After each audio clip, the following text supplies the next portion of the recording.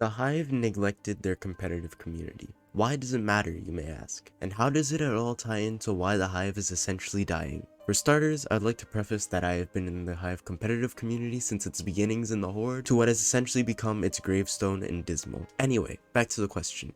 Why does the Hive competitive community matter? Think about it for a second. Sure, the majority of the Hive player base is not competitive players, rather they are more casual players.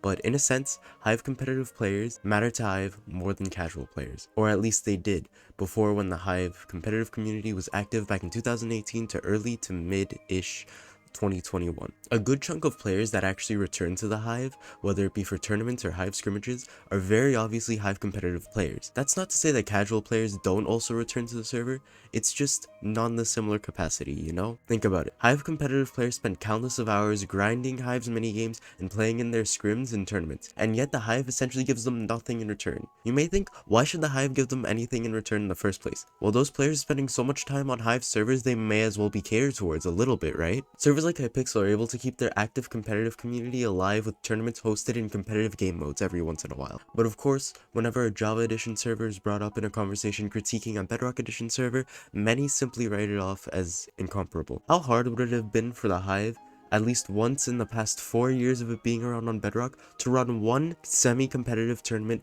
for their server to cater towards more, I guess, loyal competitive players? Yet this never happened in fact. This, and essentially any recognition at all of the Hive's competitive community, has basically been ignored, it seems. The only instance I can think of where the Hive has thought of the competitive community at all was when they planned their Swarms update, but even that has gotten scrapped by the Hive and is no longer in development.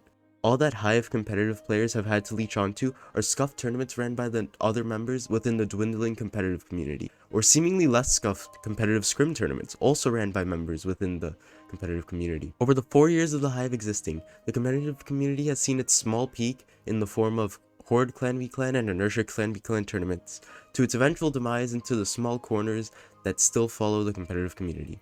These larger scale scrim tournaments were merely run by competitive Hive community members. Think about the potential it would have had in Hive's own hands. Sure, there are a number of reasons the Hive may have had for neglecting their formerly popular competitive community, for example the amount of toxicity, but isn't toxicity present in every community, even outside of the Hive competitive community, and outside of the Minecraft community as a whole? The Hive had what many Bedrock Edition servers wish they had, a competitive community.